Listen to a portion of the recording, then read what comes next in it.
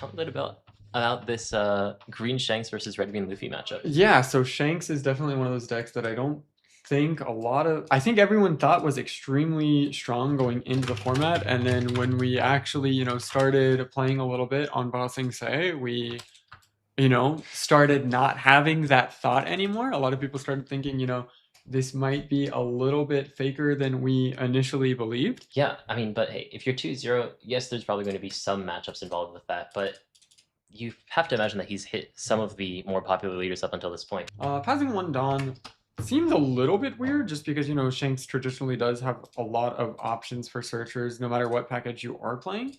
So seemingly not having the greatest start for our Shanks player and our Luffy player not having the greatest internet. His camera looked better in the round before. Yeah, it's like literally a round before he had a lot better camera, so. Yeah, but faltering a little bit now, unfortunately. Hopefully, as it might also be the fact that we're watching this all the way from Japan, so understandable that that ends up being the case here. As we now have the graphics, we have Funchy Munchlax against Igor DR on Green Shanks. That's a bit of a crazy camera, I have to say, but does have the 1000 Sunny off to the side there. So finds the piece that he needs in the early game, and hopefully he can translate that into cards in the late game as well. Okay, he's 16 years old. We can't fault him for the camera. We can't fault him. He's 16. Yeah. Once you get to 17, the pixel resolution on your camera gets a little bit higher. He's barely a real boy.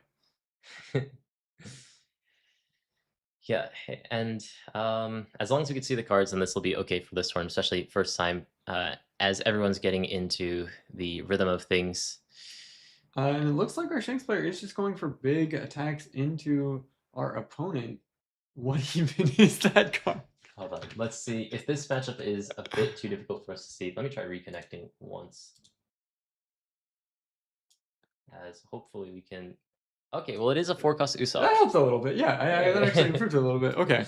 Okay. I think for now this should be okay. If it gets too bad, then we may end up switching to another table. But as long as we can see the cards, this is where the game starts. Because for Shanks on this 5-dong turn, you have things like that 5-cost Usopp that can't... Or not Usopp, Yasop, actually, his dad, that can rest that Usopp and allow Shanks to just start abusing him. One of the nice things about the Shanks, like, so easy to rest the opponent's character, is going to play down that Yasop, resting the opponent's character while drawing one card. Now you can swing into the opponent's characters to start to get cards out of their hand, but Red-Green Luffy, I think that's very good at denying that with that leader effect. Yeah, so, I mean, definitely going to be very strong. It looks like he actually is going to opt not to stun the Usopp, I guess, just because he doesn't want to spin the card. It would cost him a card to do so because you are going to have an active Dawn. Yeah, definitely a very interesting play for sure. Starting off with 5k into the Shanks. What do you think about this matchup in general? Who do you think is favored? Honestly, in these sorts of green mirrors, it tends to be that Red-Green Luffy just ends up being better just because you can stall so much time. Is going to also play down that double attack Luffy as well that restands 4-dong. We'll be mentioning the cards that are on screen just in case people are not aware. The wanted poster Luffy, crazy how big this 16-year-old's wallet is. But I think that this matchup, Shanks really just in general wants to keep resting the opponent's characters and then hitting into them to get resources out of their hand. But because you're Red-Green Luffy, you can just restand a bunch of dong at the end of your turn. It makes it very difficult to actually do that. Yeah, for sure. Seemingly, Anami came down and picked up something. Did pick up something. Something was picked up. Something was picked up by Fancy Munchlax, but every now and then the camera gets a little bit worse, a little bit better. But as long as we can stay in the game, then this should be okay for now. This sort of thing can happen with online tournaments, and as we can see, also the timer still is not working. Don't know why that is, because I do have it up, but it just isn't showing up on my OBS. I don't want to pop that up quite yet, but I will just randomly make the I Get Mad logo huge once again for you guys. Lots of fun things that we can do on the stream, but we are still figuring out all of the small technical sides of this, so hopefully you guys are enjoying at home, even if we can only see... a play that came down. We see the new Shanks event being able to rest a character and then KO up to 2 6-costs that are rested. Effectively acting like a gravity blade. Withdraw now and allow me to save face is the name of that event. Extremely strong play coming out. Completely removing the board for a Luffy player. Shanks might be good. Hey, I mean, I was worried that you would never be able to get rid of some of those characters on the board. And he is going to be playing down, I believe that is the 5-cost Sanji alt art onto the board that will be resetting to Dong on play. And so I was afraid that he would just never be able to clear anything that's on the board. But thankfully, despite the glare, despite the pixel resolution, he is able to find that new green gravity blade to take out two of the opponent's characters. Yeah, I mean, who needs to see what the characters are if you can just remove all of them, If they just right? don't exist, If it they doesn't don't matter. exist, who cares? Yeah, this could just be unfortunate compression issues because we are streaming this from Japan. So also because we're in Japan, we don't have luxury of using things like the sim. But I do think that there's a lot of merit to playing the game physically as well, just getting to actually feel the cards and get used to them. Yeah, I mean, we have cards, let's use them. Yeah, and at least this is an OP17 tournament, so proxies are legal before the set comes out. So we do see Shanks, whose deck is probably going to be mostly proxies, taking one more of his life cards. But he has so many cards. He does. Yeah, Shanks, basically all of his characters either restand Dong or draw him a card, and if he doesn't use that leader effect, that's just a free extra draw every single turn. As we saw the turn before, he used the Yasop on play to rest the Usopp, but he didn't use his leader effect to stun it afterwards, so just use that as a way to draw an extra card. And so in this way, if he can just keep playing out these characters, saving some resources, he also has some really powerful cards like the 7-cost Ben Beckman, which... Yeah, looks like we're starting off with a lime juice. Looking at the top 3, trying to search a red hair pirate. I believe it's Lucky Roo is the... Oh, is it the lime one juice cost? Is the 1 cost. Yes, yeah. okay, lime juice is the 1 cost 2k.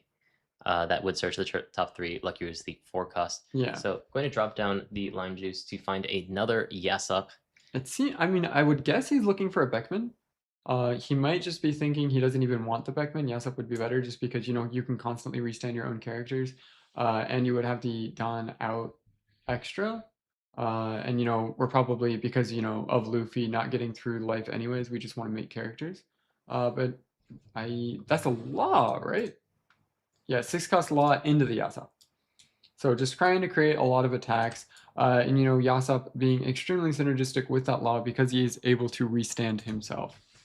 Yes. So the law going to grab that 2k. I was worried that just dropping down the 2k raw, he would end up just losing that for the rest of the game. But with the 6-cost law, we'll be able to bounce back his hand, play down another Yasop. So playing a sort of Mihawk-esque game while playing Shanks. But because he is playing Shanks, he will be able to stun that Sanji, one of the more scary attackers, just a 7,000 power attack. But because of that leader effect, is not going to be able to become active on this turn. Yeah, and just making a big board. And we also saw that he was able to pick up that 10-cost Shanks as well with his second lime juice search. So, you know, developing board while also making sure that his opponent isn't really able to do anything. Shanks definitely seeming extremely strong so far in this matchup. And we see the 7-cost Zoro comes down, but he isn't going to be really doing anything right now, is he? Yeah, no, he doesn't have the Dong aside from that 5-cost Sanji that can be restood at the end of the turn. So we'll just be going to 7k power and swinging it into leader. Another big thing is that at the end of your turn, Yasop can restand one of your red hair pirates. So even though he played down that Yasop rested off of the 6-cost law, gets to play it, or gets to have it active on the opponent's turn, which means that Ryan, Fancy Munchlax, will not be able to hit into his board even if he wanted to. Yeah, definitely, you know, playing around the leader for sure. Definitely seems like there's a little bit of an understanding of the matchup, which, you know, cool to see, especially since the cards aren't even truly officially released yet. Yeah. Yes, and this is a proxy legal tournament, so Shanks is going to be playing with a fully proxy deck. Thank you very much for printing these out in color for us as well. It does make distincting them a little bit more easily. Proxies will be legal until OP17 launches. After release, we will no longer allow proxies. Yes, but it's very nice to just have these tournaments to sort of see what sort of decks can be good. We did see some decks that people were more or less expecting to be good, like Rocks, who managed to pull off the win into Foxy Kaido. But we have seen, I mean, Shanks and Red Green Luffy both at 2-0 right now, which is very surprising to me. Is, I believe, playing down the 9-cost Shanks. Yeah, so it's going to be extremely strong. You know, if you never have a board, Luffy isn't that scary of a deck.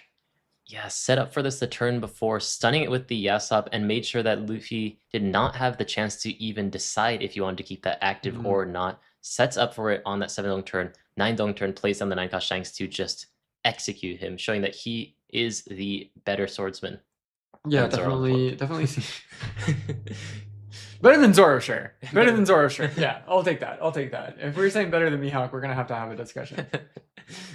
Yeah, but that is going to be the second 7-cost Zoro. This card is going to be putting in lots of work. A very powerful swordsman indeed.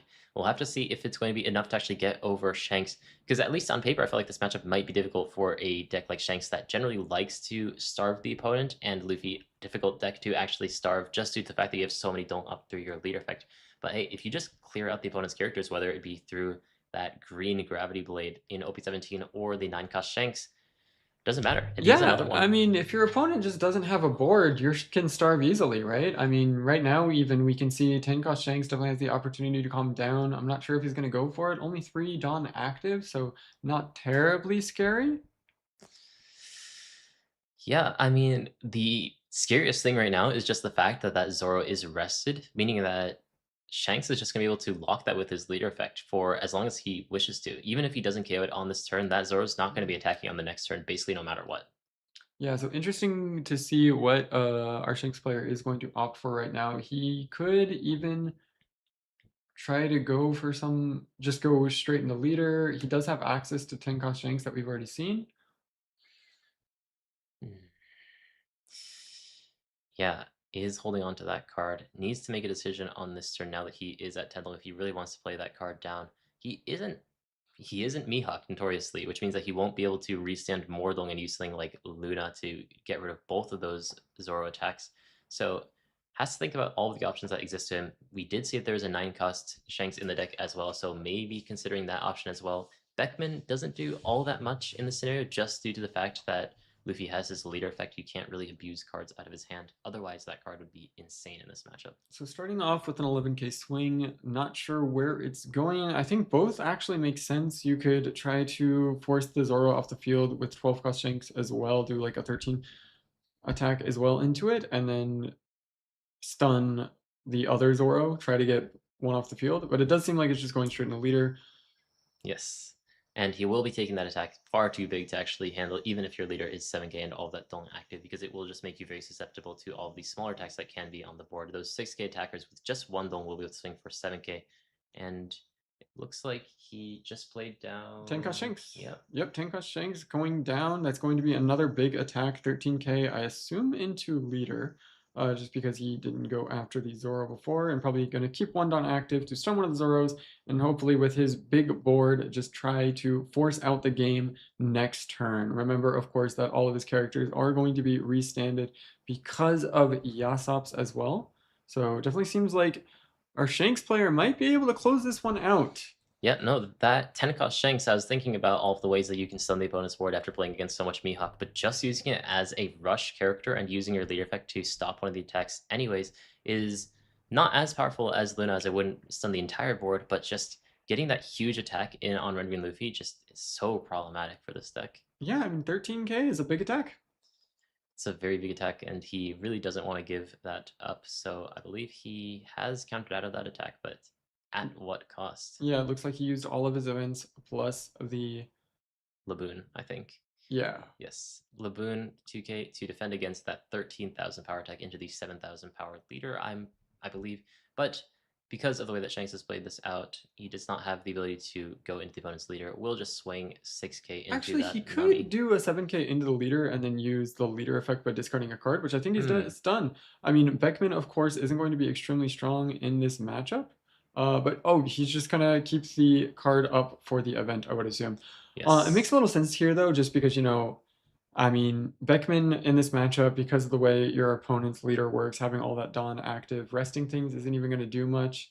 Uh, seems like a pretty mediocre card, which is crazy to think about. In this matchup specifically, especially after you pass the turn where you could play it on curve. So Hmm. opting to discard that and keep the Dawn active for an event and just make sure that he's healthy enough to survive this turn and hopefully go for game on next turn. Yeah, Igor on Shanks, he may have had that Beckman on 7 Dong, but given the board state and also all of the Dong that Luffy had active, probably wouldn't have been worth at that point. And I think that was one of the more pivotal turns that we've had in this game because he was able to wipe not only the Usopp, but also another character on the board with that new green gravity blade, basically. Absolutely. And I mean, one of the other things is Even on the next turn when he could have used it, opting for that law play, he was able to double search as well, which also was the reason he was able to access his 10 cost Shanks. So definitely feels like, Beckman, even though it's traditionally a good card, just like reading the text on it, in practice, it just doesn't have a real place in this matchup. So it makes sense that he's using the flexibility of Shank's leader ability to discard it rather than going for the stun using his Dawn. Yes, and the versatility on that's really, really nice because Green Bonnie would always have to leave up a Dong active for that effect, so you always feel like you're playing one Dong behind. And because of the way that this leader effect works, you can use your leader effect every single turn going first or second. Going second, you have more Dong up, so you can use that side of the effect to also draw more cards. But going first, you can trash cards anyways to use your effect regardless. And it does seem like he chose to use the trashing part of his leader effect rather than resting Dong, despite him having one Dong, which indicates that he probably has a counter event ready. Yeah, I mean, I would assume he has some sort of event ready. There are tons of different events that Shanks does have access to. Even Mhm. his Searcher acts as an event, and we're seeing it right here. Yep, the alt-art searcher, thankfully, proxy so only costs him about 20 cents to print the entire page, but in real life would cost a whole lot more. He's going to be able to protect his, was that leader or character that he swung into? I believe it was leader. I am not sure. I believe it only. No, it does protect anything. You do have to rest a card, but you can protect anything. Yes. I believe only Shanks was a Oh, viable yeah. attack target, just because the only other thing that was rested at that point was the 9 cost Shanks. Yes, and he elected to rest the yes up to make sure that he can meet that condition to get that plus 3k onto his leader. So nice bit of playing there. Also, we should mention the green gravity blade is also a plus 3k event. So this deck has a lot of counter events. So because that 10 cost Shanks resends 2 Dong, you can allocate 1 Dong for your leader effect and 1 Dong for a counter event very easily. But in the face of Luffy, we saw the turn before 7k leader and a 13k swing. That's the best way to get over 3 active. Don't just force them to give you an actual card.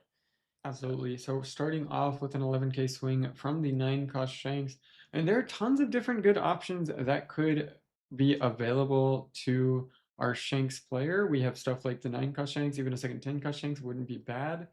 Leader ability is going to be able to stop one of the 9 costs, so you don't really have the 7 cost Zoros, so you don't really have to worry about that. Just lots of options available to him right now, I would assume. yeah, thinking about what he wants to do, I think that's a Charleston that is on the board on top of his leader, I imagine. But in these later game turns as Luffy, things can start to get really complicated. You have to think about how much dealing you want to leave up, but also you have to make sure to actually develop enough attackers to close out the game yourself. Shanks is relatively low on life, but he still has a fair few cards in hand, and with that later effect, we'll be able to keep stunning at least one character every single turn. So Red Green Luffy really needs to figure out which characters he can actually use as attackers to find a way to close out this game before Shanks just uses all of these small attacks on the board to slowly chip away at Red Wing Luffy's defenses. Absolutely. So definitely having a little bit of a think is our Shanks player definitely has a lot of options available to him. So not sure exactly where he wants to go with this right now.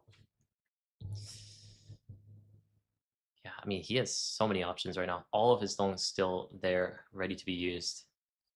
So he could just split this up and try to bully as many resources out of uh, Ryan, Fancy Munchlax. I keep messing up that name. But is thinking if he needs to develop his board even further. In these later game turns, sometimes developing your board doesn't have that much merit when the game's only going to go on for maybe one more turn. Absolutely. So splitting his Dawn around. I mean, maybe he's thinking he needs another character out to actually be able to go for game. I mean, I don't blame him. Like, Red Green Luffy is very, very tanky, and at a moment's notice, he can play something like the Forecast Nami plus Luna, for example, which, to be fair, would only stun some of those smaller characters, but if he plays down a Beckman, becomes even stronger. So, needs to make sure that he can actually close out the game because Luffy can just stall for such a long time if you let him. Absolutely. I mean, Lucky Lou would also be another option to, be able to use the on attack effect to rest one of your opponent's characters or leaders, making sure that even though he only has 1 life, he won't be particularly susceptible Hmm. to a lethal turn, and then just use the excess stun to go after board. It seems like he's splitting for some kind of play that looks like that, but Yeah, I didn't even recall the other part of Lucky Roo's effect, just being able to trash himself to rest one of the opponent's leaders or characters, just giving you a green Bonnie leader effect is so powerful in a deck that already stuns one character by default with that leader effect. Is just going to attach some Dong and swing with the S up first and foremost. Does look like we're starting off with a 7K? Might Yes. be, yeah, 7K. I think it's 7K, which will at the very least either force 2 of the Dongs rested out of Red Green Luffy or some cards out of his hand. He has to think about what attacks may be coming after, and will be using the second Charleston, trashing one extra card, which is going to be the Laboon 2K counter, which does indicate he might have a whole lot of counter in his hand right now. But importantly, it restands 3 more Dong to make it very difficult for Igor to actually break through on this turn. Absolutely. So Igor probably thinking a little bit about his turn now, what he actually wants to commit. Lucky Lou does seem like a very safe play if he does have access to it. Starting off though with an 11K attack into leader. Yeah, just trying to make it as awkward as possible for him, but I mean, there's still a whole lot of options. This turn is, even though we've been in this turn for quite a while, lots of things that can go down still, as he hasn't committed all too much Dong yet. Absolutely. I mean, another 9-cost Shanks could have also been a great option. It does seem like it's going to be that Lucky Lou, looking at the top 3, doing a little bit of a search, and then having an excellent on-attack effect, making it so that you can rest one of your opponent's characters or leader, showing the event that is the KO event that is going to effectively act like your Gravity Blade, but it also has counter attached to it, where it is going to be able to increase the power of one of your Shanks by 4,000 during the battle. Yeah, I don't know if the stream can hear it, but we are being bombarded by cicadas outside of the. Oh yeah, they are in full force. Yeah, so the cicadas screaming as Shanks is slowly getting a hold of this game, just playing the control game better than Red Green Luffy has up until this point, developing his board in a way that Red Green Luffy just hasn't been able to up until this point, and that Lucky Root is going to make that even easier. The next 7K swing going at leader, just forcing as many Dome cards out of Red Green Luffy as possible before this 10-cost Shanks is rested. 5K the swing, but Ryan does have to think about this one a little bit more if he wants to counter it out of hand. This just comes down to what he wants to do about this next 10-cost Shanks swing. Yeah, and it is going to be no Dun attached, so he's just keeping a lot of Dun up. Might be playing another character?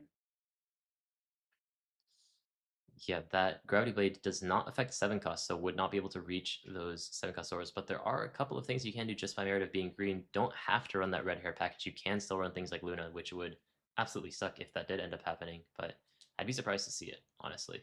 Yeah, so it looks like he is just going to opt to have some events up as an option. With Lucky Lou, seemingly 3 Dun up, might be 4. A little bit hard to see. And, one of the Zoras being stopped. It just seems extremely hard to get through this for our red-green Luffy player. Yeah, I mean, I'm really surprised. I thought this matchup would be very difficult for Shanks in the beginning, just by nature of these decks. Shanks really likes to starve their opponents and just take cards out of their hand by hitting into their board, but didn't really play towards that game plan at all, just because of Red Green Luffy's leader effect. Just developing his board, even in, forsaking things that are things like that 7-cost Speckman that are so powerful in so many other matchups, to just make sure that Luffy doesn't develop his board, and then slowly but surely he's been able to overcome that and play some very large characters. Also looks like we did get a little bit of a mistake from a Shanks player forgetting to use the Yasop effect. Probably would have wanted to restand those, even if just being used as a cost for event effects. But I mean, that's what's gonna happen when it's your very first event. I mean, that's why these events are so important. Just being able to practice for things like Flame, and that's why it's good to actually do webcam and actually play with the actual cards where things aren't done for you. Shout out to Boss Sing Se. Yes, there is no sin in bossing say, and unfortunately, unlike the sin that would ask you if you want to restand your characters at the end of the turn, you need to remember to make that decision yourself. And as Yasop says, up to 1 character becomes active. By not choosing one, you have therefore chosen 0 characters to become active. So there is no changing that now, unfortunately, especially as they have gone into the next turn, which means that even if he wants to use that plus 3k event that we saw the turn before that rests a card to give plus 3k, he will not have a very good target, especially after the Lucky Root disappears. Yeah, it definitely looks like a bit of a difficult turn for our Luffy player. Interested to see how much time we have left in the round. Gonna check that real quick. Yeah, we are starting to get to that point where we have to think about the time. Timer is still a mystery to me because I wasn't able to make that work. But yeah, we have a little bit over 5 minutes left on the clock, so hopefully they can start to wrap things up. I will say this is probably closer to finish than it may look just due to the sheer volume of characters that are on the board. But Igor is slowly but surely choking RG Luffy out of this game, I think. Yeah, it definitely seems like Shanks is in a very favorable position for sure. Luffy trying to figure out a way to get through this last life of Shanks. I mean, what options are available to him, right? I mean, I think the 7 cost Luffy could be something, being able to reduce one of the Shanks, try to take it out that way, but it definitely seems like, even if we get one of the characters off the board, just because we have such little access to restand events, we aren't going to be able to pressure very much otherwise. Yeah, and does look like he's just going to be attaching Dong and Swing with it, so not going to consider playing down some of those 7 costs. That's probably going to be an 11,000 power swing. And into leader, I would have to imagine, is going to make it pretty scary because you have to remember that that Lucky is going to be able to rest either one of the opponent's characters or leader. I mean, it did go through. Did go through. I mean, there's a lot of Dawn up, but that doesn't necessarily mean that events are available. We did see one 4K event, but we don't know how many actually are in Igor's hand. Yeah, Looks like, what is that? Is that a Sanji? that's a Brook. That's a Brook. That's a Brook, Okay. which is going to rest one of the opponent's cards and restand the Zoro. And he's just going to go for it right now. He knows that he's out of time. He needs to finish the game right now because if it goes on any longer, then the game is just going to end for Igor. So he's going for the gamble here, and I think this is actually not restanding those characters with Yasop's effect. It was very pivotal if he has those plus 3k events because you need to rest a card. Absolutely. So seemingly countered out of the first attack with an event. Yeah, I mean, I think it really depends on what cards are in Igor's hand, right? I mean, I assume he's going to be able to easily stop this 1k attack. But can he stop the second Zoro attack? What kind of events does he have access to? Ooh. Oh, but we do see him spending events right now. This looks a little Yeah. bit scary. Only one left. Yeah, and there's going to be the activate main from not Usopp, Brook to restand the Zoro. There's too few pixels on the screen. There's too few pixels. I believe it was 0 cost event. But I mean, I think it's plus 3, so you would need 2. And if that is a 0 cost event, which the deck does tend to run, Oh, no, checking. It looks like it was not a 0 cost event. It was just another event that was available, and it was Ryan taking the game. Okay, which means, yeah, my question. It's also difficult for us. We don't know all of the cards by the pictures of them, so we may mess up that as well. I think just not restanding the the Yasops there made it so that it was very tricky to use some of those plus 3k events, made things very awkward. Did end up resting one of the characters on the board for one of those effects, but ended up just not having enough counter, I guess. I think, looking at the yeah. match I results. mean, I would have to see exactly what cards were in his hand. It was a little bit hard to tell for sure. Okay, yeah, no, we do have confirmation. Red Green Luffy did win. My apologies. Very hard to see from the few pixels that we had on the screen. So congratulations once again to the Red Green Luffy, who's now going to be 3-0 in this tournament, despite having a very small share up there in the corner right now.